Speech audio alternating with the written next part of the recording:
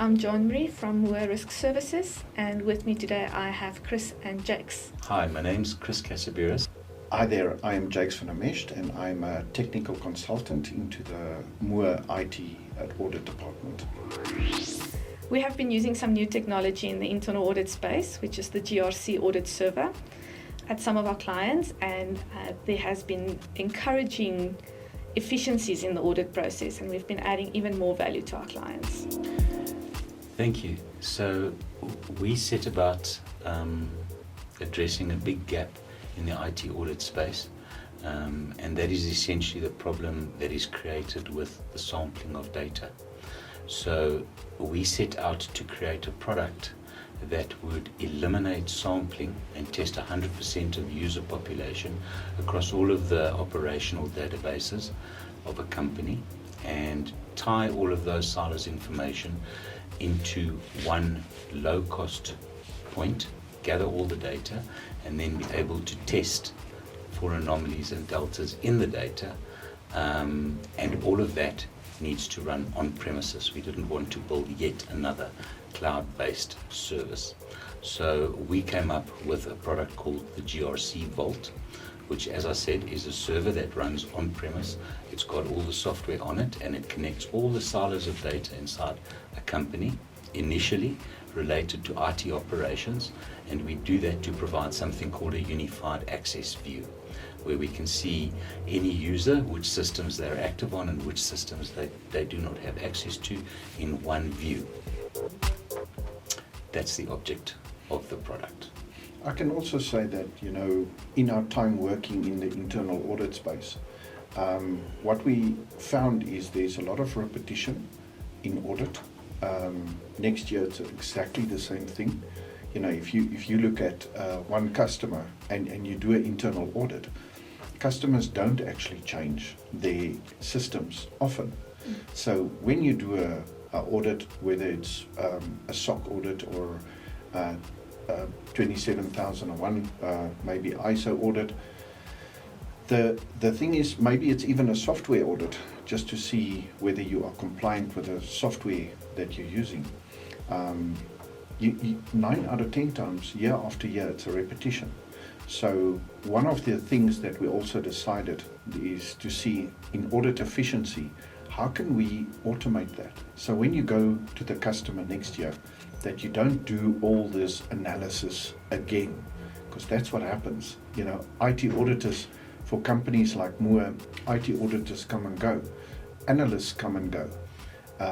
And actually all that IP is out the door. So what we're trying to do is to automate these analysis and take whatever that analyst that does the audit for that year, take that and institutionalize it into a tool to be able to repeat next year without having to have the same analyst and the same auditor. I think when it comes to lifting up a more kind of experience with our customers, we would like to give a consistent experience year after year and actually grow in that next IT audit, and not just do the basics over again in an audit.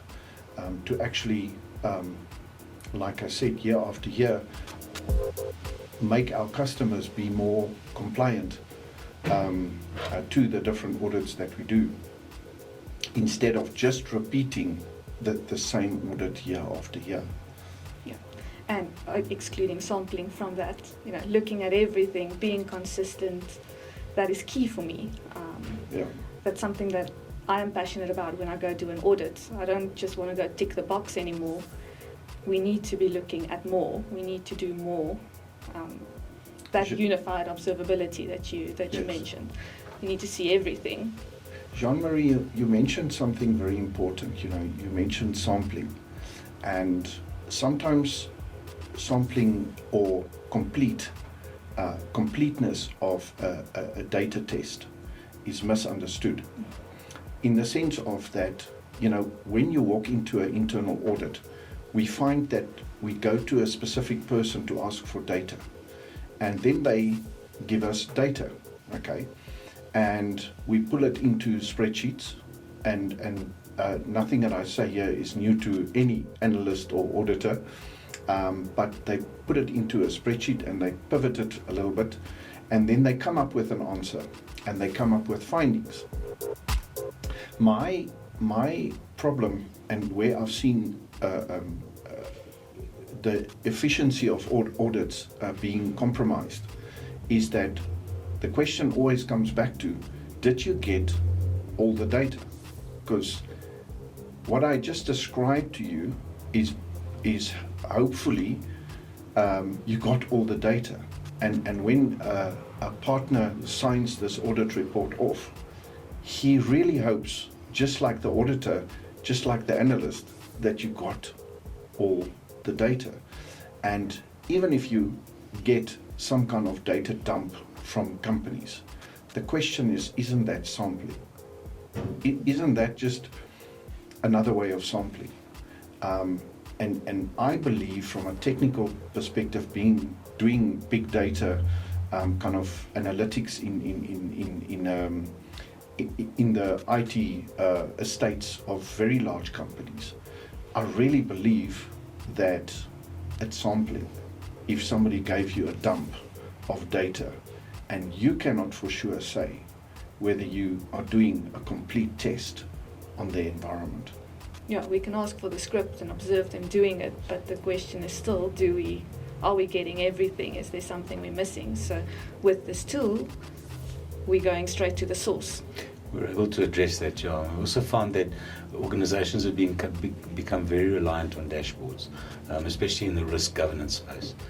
So the question with a dashboard is, are you always looking at 100% of your estate? And you'll likely find that the dashboard is only reporting for those machines on which its agent is installed. And the argument across all the vendors is, I cannot help you with the machine for which our agent is not installed. So what you need is a vendor agnostic, agent agnostic system that's going to be able to test 100% of the user population across all of your operational systems. Now, there's many ways to do that, and most of them are extremely expensive and do not deliver anything close to like what you thought they were going to. That's specifically why we developed this product, so that we could test 100% of the population across all of the systems and then be able to delta those systems against each other, so we could see when a user appears in one system but does not appear in another system. Now, that exercise inside a large corporate organization can be a very time-consuming and energy-intensive exercise because it involves a lot of manual reviews.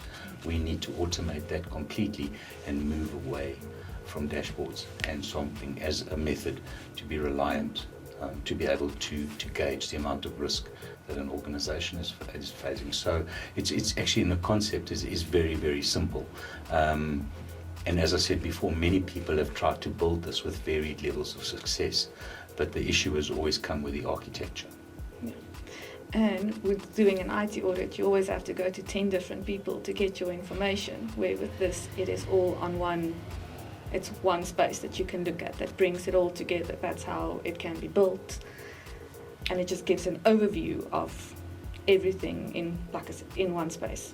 Because it's not, you send out emails and you're querying from a million people, send me this, send me that, where it's frustrating, and it increases time in audits and it makes it inefficient because it's just back and forth the whole time. Well, it was another major driver for why we actually went ahead and developed the product, because in many years of IT audit, you'll notice that about 90% of the information that you rely on has come to you over email, which implies that there's a lot of really sensitive information sitting in people's emails everywhere, all over the world.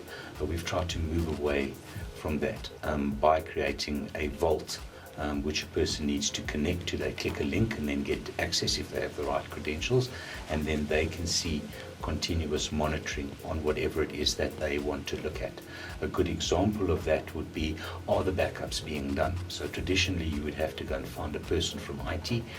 They would need to log on to the correct consoles and interfaces, and then you would gather a set of screenshots to be able to provide evidence to yourself or whoever's reviewing your work that the backups are in fact good, the system is good. So we've moved away from that, in that we leave the IT people to do their work and administrate their consoles, but we're also querying those consoles to be able to get operational information into the vault, which then enables anybody with the right set of access credentials to see the state of the backup. So it's about disseminating information and de-risking what's going on in the IT department. Again, moving away from silos by connecting them. Yeah. And it's not just beneficial for the auditors. Management gets that same view. This is what we see over time as the product becomes more mature. We see it go through a cycle where first it introduces a bunch of efficiencies and answers a lot of questions, awkward questions inside the IT department, always based on reliances in relation to resources and specific people. So we address those issues right up front. The second phase in the life cycle of the product is probably a tool rationalization phase, where people are realizing that they're paying for some tooling that they probably don't need, and then they can save money doing that.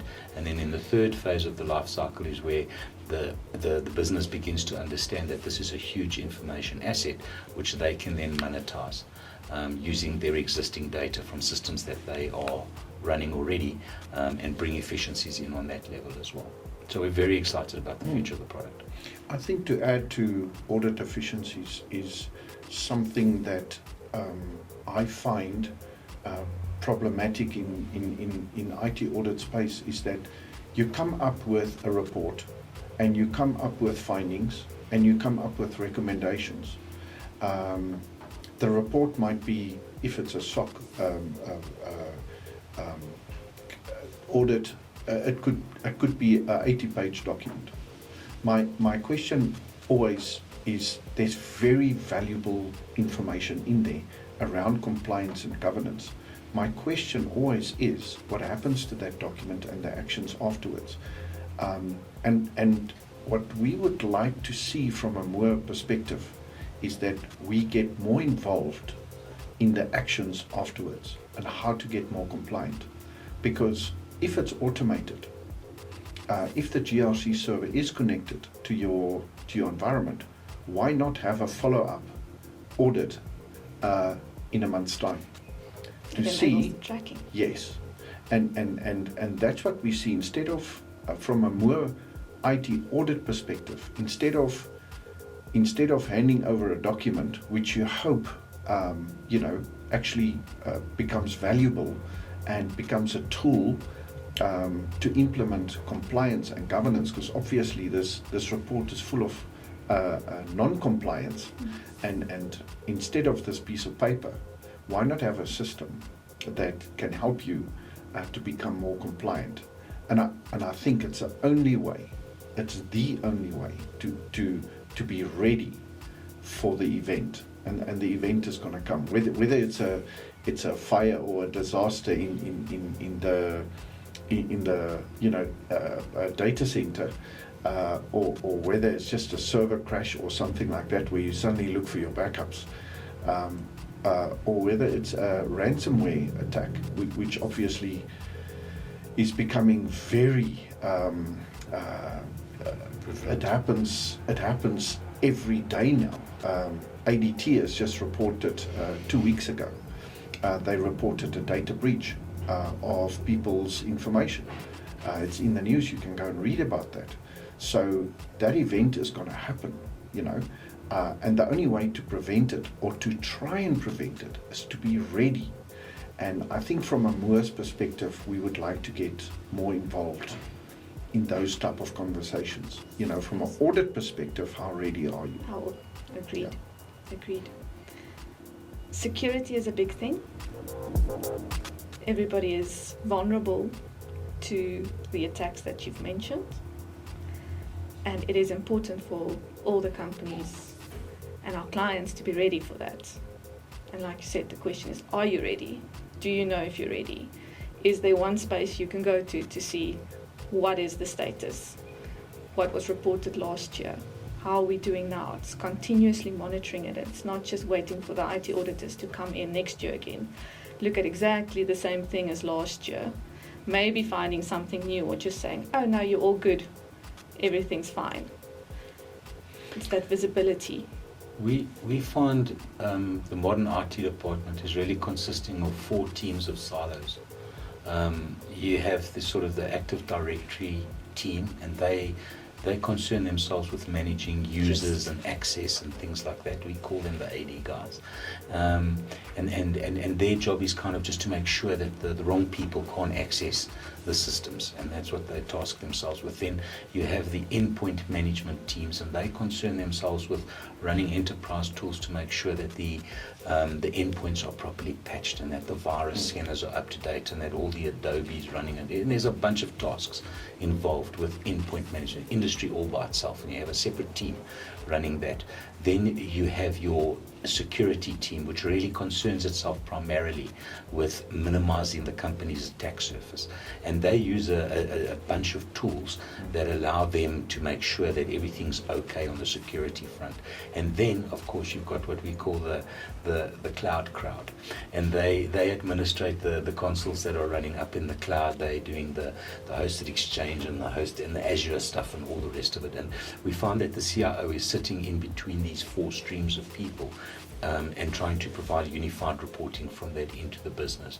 And we think that needs to be automated completely. The flow of information into the business needs to be automated, because then you become people agnostic, and you minimize the risk involved with certain individuals that know a whole lot about certain key systems that maybe sometimes the business doesn't even realize are critical. Definitely. I think there's a lot of people in business that has got no idea what's going on in the background and what goes into it. And they're just expecting everything to run smoothly. Yeah. But we need that console where we can actually make sure that everything is running smoothly, everything is in place. Instead of going to 1 million people or 10 people or all 4 silos, give me your piece of information, and trying to pull everything together. Well, as an IT person, it's an incredibly difficult and hard thing to hear, because it basically means that it's not about you, that that person is more concerned with doing the business of the business than getting caught up in the IT system. And when you're faced with that point and shoot approach from business, you need to enable them to actually do that. So the biggest problem that we see, and the biggest waste of resources across IT departments, actually comes with unified user access management. So you've got all these people running around reviewing user lists all over the organization, and then going back to systems and then adding or deleting people based on that. It makes you entirely dependent on people, and it creates a lot of inefficiencies, which you then need a system to eliminate. Once you start investigating which systems you can use, you come onto this concept of unified observability. And although the concept is very simple, the implementation of it is incredibly complex, because you have to have visibility across every point in your network, and that goes across all 7 layers of the OSI model, which then implies, if you're looking at it, implies that you need expertise in all of those layers. It's going to take a long time to get those expertise, so you need a product that's going to deliver unified observability, and the only options that you have to you are enterprise grade products, and they're all running from the cloud. Now, we took a different approach. So instead of building from the bottom up to connect various silos into another silo, which would really be of use only to the IT department, we took a top-down approach where we're putting audit and risk in the primary focus, and we're connecting the silos to filter down into the IT department. So again, it comes back to the concept of architecture. And I think to add to what Chris is saying is that what makes it incredibly difficult for IT departments and IT people is they don't know what SOC is. They do not know what an ISO audit would entail, and they can't keep being compliant to those because they actually don't have the time. They literally don't have the time to be compliant and to look after those standards at all times. And that is what, from a Moore perspective, we think we can add, because we understand IT. we understand those silos. We understand AD, we understand Tenable, we understand Sage, and we understand how to be compliant across unified access management. We understand exactly what it is, and it starts with the laptop that you bought from your procurement system. That is where this compliance starts. Now, no IT employee of any big organization, the massive organizations that we have, understand how to apply compliance from the moment that you bought that laptop, from the moment you ordered it, to a point of where this laptop is secured, 100% secured and compliant with your policies. There's no IT person that understands that. And I think from a Moore perspective, we can do much more for our customers to bridge that gap from that compliance that I just explained to the IT guy that has got to deliver a daily job and working long hours to just do his thing. I think from a Moore perspective, we would like not only to audit and deliver a good audit report with good findings and good recommendations, but we'd like to get involved in this discussion of being continuously compliant in a very complex world. I can't summarize that any better. Yeah, to pick up on that laptop issue, one of the biggest problems you'll find with that laptop that Jakes is referring to, and one of the primary functions that we try to sort out with a product like this would be in the procurement space itself. So one of the problems that we regularly encounter is different procurement systems in different departments across an enterprise company. You might find that there's a procurement and vendor management system in the IT system, there's a procurement and vendor management system in the legal system, and then there's a procurement and vendor management system in HR, in operations, or in risk, or something like that. And these three silos tend to operate independently from each other, and whenever anybody tries to coordinate the information that's going across them, they never seem to come out at a definitive answer because the problem is relatively complex. So one of the best things that we're able to do with this product is to take all the data from those systems in whatever form they exist and put it all together in one place. So to be able to address the problem of vendor management and procurement in one easy... It's a single view of one the easy truth. step. Yes, correct. So you've unified the data from all the systems, all the silos, into one place, and you're now looking at it in one place. That is not to guarantee that that data is going to be in perfect condition. It probably still has to be cleaned and sorted out and looked at, but the object of the exercise is to get everybody working in one place. And we feel that we can achieve that with this product. There's a lot of value for our clients in this. And We would like to think so, yes. Yes. We have seen that in some of the audits we've done with this, using this tool. So it's amazing to have that one view, just bringing everything together. Yeah, it's a new way of auditing, and we've got to move away from sampling. We personally feel that there's very, very little value in sampling in the IT audit space. So it might be a controversial comment to make, but going forward, we feel that unless you're testing 100% of the population, you're not delivering a lot of value, regardless of the amount of endeavor. You get a lot more out of it when looking at everything than just haphazardly looking at 25 items out of a massive population. It allows us to use that old analysis expression, Yes. that the data doesn't lie. Agreed. What we've seen in most companies when we do these internal audits is that the IT department is very much focused on the compliance that they have to do. For example, if they would have a tenable agent on each laptop, then that's what they'll chase. They'll have a tenable agent on each laptop. But the asset list, while we're doing these audits, one of the questions you ask is that show me the purchases of this laptop that this IT guy keeps going, because what you want to see is that are we reporting on 100% of the assets.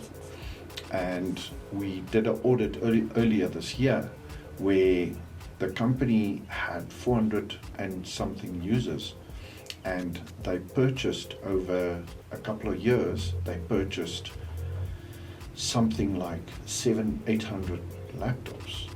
And where are those laptops? Are they properly disposed of? Is there data on those laptops when they were disposed of? So more than 100% of the laptops in use, 100% more laptops were purchased in 3 years. So one cannot even say that the assets were disposed of because of maybe having to replace them because they're old. That would always be a question. When it was disposed of, was the access or the data on it, was it removed properly? And did somebody actually sign something and loaded it up somewhere that they have checked exactly for that? And that would be a concern, and that is how a ransomware attack happens. This is how hackers get access. It are these unmanaged things in a couple of years that happened. The admin account, the admin account that can log in everywhere, that was never taken away because it's a file server. Another very interesting audit we've done earlier this year was that the policy stated very definitively that passwords must be reset every 3 months. Basically, there's a couple of servers like a file server that you don't want to reset, because then somebody has to walk to the server and kind of re-log in again, and a lot of people might turn around that day, log calls, thousands of people might log calls saying, I can't have access to the files because you guys wanted us to store everything on the file. This password was more than 10 years old. It has never been resetted. So that is how it happens. It's very insightful. It's very scary it's for very me scary. when True. you see that. And I've never installed this technology and haven't seen these kind of things that slipped. And that is really how it happens. This is what hackers are looking for. They know that this exists, and all they have to do is poke around enough, and they will find the file server with a password to everything, with a management account that can log into everything.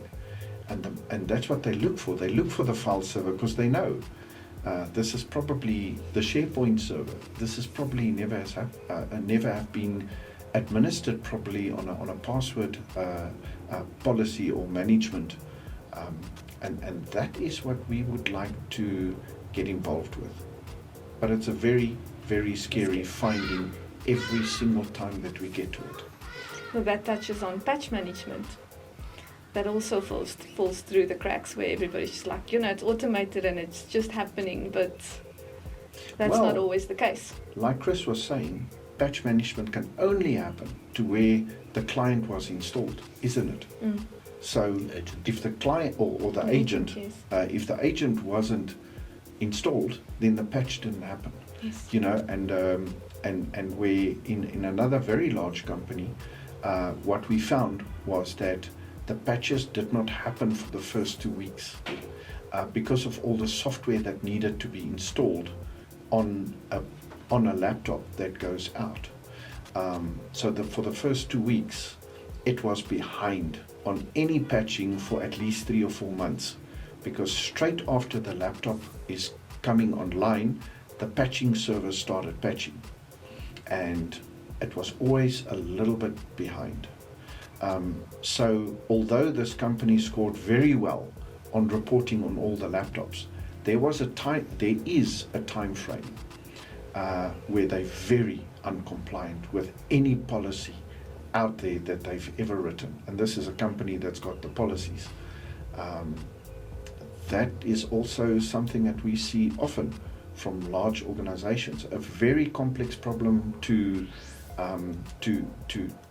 solve, but it is solvable if you know about that. And yet more, we can use the GRC Audit Server to help with that and do readiness assessments for clients and help them get that visibility and do continuous auditing and monitoring and just improving efficiencies all over. Absolutely. Correct. One of the first questions you always need to ask a CIO is how many PCs are connected to your network right now? And chances are he probably won't be able to provide you with a very accurate answer. What might be even more scary is that he might provide you with 4 or 5 different answers depending on the operational systems that he's using to admin his network. We need to move away from that completely, and we need to be able to answer these questions definitively, but at a very low price point and securely. Thank you very much. Thank you for your time and all the insights shared.